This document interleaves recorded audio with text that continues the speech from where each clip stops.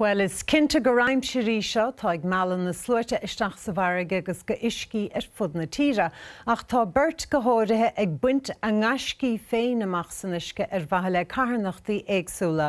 Fear bháinne san ó chunta Roscomáin agus an tarna fear blá cleach atá leislí timpeall ar chóstan na héireann fé láthir. Breis is gáchiad 50,000 fáide tá nán na sionne. ó bhailíonn si gan den chábhain go dtéann si bharraige amach ó chathir limlí.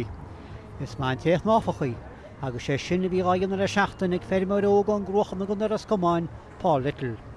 Bhain sé ceann scríb amach Nuacht TG4. Gon carthanacht an Northwest Stop i ggan cuaram go ghaoine le feiban agus dúltháin meabhrláinte a chu Paul Little isteach san uisce agus thosa ar na builí lábas cos seachtain sa láinneomh ag bar uachtar na hain. Dag sé sláán le bailla gásrás a chaban agus lean cuasan na hain ó dheas. Breis is 3,000 baige an ein lé. Aber broid gá cháde agus bhuiine muintere. Tom fear ó bhúlas fáil. Chun é seo dhéanamh chun bheith snámh lánaí lé gan stoppa agus an deacrúcht a bhíige chun ar a curp agus a intin chun a cumadic snámh is rud iontócha é seo chun a bheith déanta aige.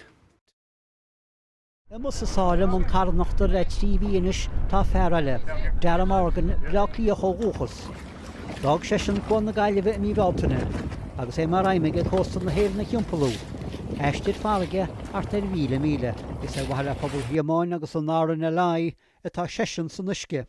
Chá má le hard an phobal harint ar argaí is dúlra.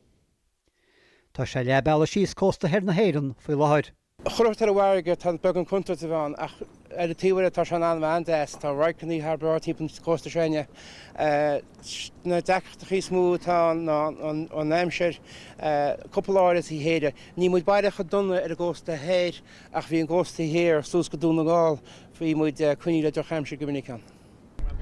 Cináltas, crógacht, díngháiltocht agus art spéisiúnaine. Is léir na tríthe sin agus tuile, i Páil agus a deara a thugann go deama agus fuinneamh go gríomh. Sémas as Nuacht TG4.